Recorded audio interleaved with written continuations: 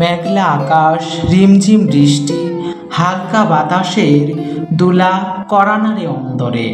ব্যাস মন বলে ওঠে, আজ পাতে খিচুড়ি না হলেই নয়। চটজলদি ঘরে থাকা চাল ডাল মিশিয়ে জমজমাট খিচুড়ি রান্নার আয়োজন। সঙ্গে যদি থাকে বেগুন ভাজা, ডিম অমলেট, ইলিশ মাছ কিংবা গরুর মাংস, তবে তো সোনাই সোহাগা। একটুখানি ভর্তা, ঘি বা আচার এনে দেবে পূর্ণতা। কি জিভে জল এলো? আশারই কথা। বৃষ্টি হলেই বাঙালির মন খিচুড়ির জন্য আকুপাকু করতে থাকে। মুখরোচক এই খাবারটিও আবার রয়েছে নানা ধরন। কেউ বা ভালোবেসে পোলাওর চাল আর মুগ ডালের ভুনা খিচুড়ি বানায়, কারো আবার পছন্দের তালিকায় আছে পাতলা লেটকা খিচুড়ি। অনেকে আবার সবজি বা মাংস মিশিয়েও খাবারটি তৈরি করেন।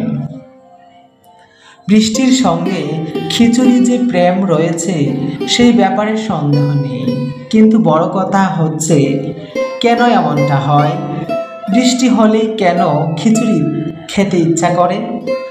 ইতিহাসে যা বলে, ইতিহাসের পাতা ঘেঁটে দেখা যায় খিচুড়ি মূলত বাউলদের খাবার ছিল। বাউলরা পথে ঘাটে নিরুদ্দেশ হয়ে ঘুরে বেড়াতেন, এ পাড়া ও পাড়া ঘুরে গান শোনাতেন।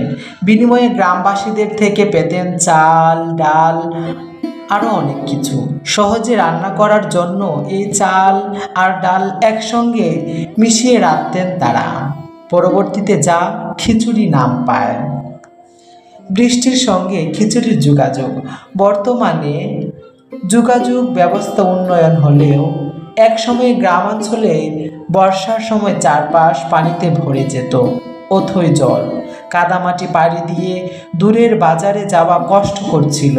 বাজার যেহেতু করা অসম্ভব হতো, তাই ঘরে থাকা শুকনো উপাদান মানে চাল ডাল, তাই ছিল গৃহিণীদের ভরসা। তার উপর বৃষ্টির কারণে উনুনে আগুন ধরানো ছিল অনেক কষ্টকর, তাই সব মিলিয়ে চাল ডালের খিচুড়ি রান্না করতেন তারা।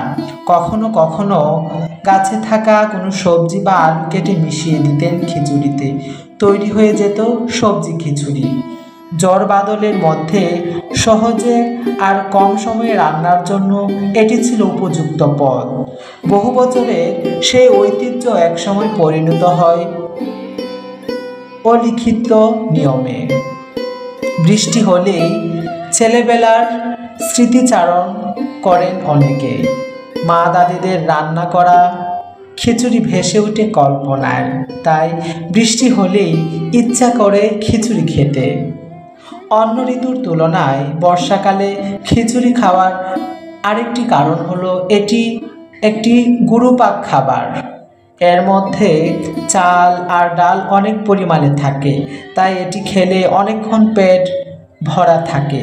হজমে অনেকটা সময় নেওয়ায় এটি এই সময় উপযুক্ত খাবার। আপনার পছন্দের খাবারের তালিকায় কি খিচুড়ি রয়েছে? মজার এই খাবারটির ইতিহাস আর বৃষ্টির সঙ্গে যোগসূত্র জেনে কেমন লাগছে অবশ্যই কমেন্ট সেকশনে জানাবেন। আজকের মতো এখানে বিদায় নিচ্ছি। সবাই ভালো থাকেন, সুস্থ থাকেন। আল্লাহ হাফেজ।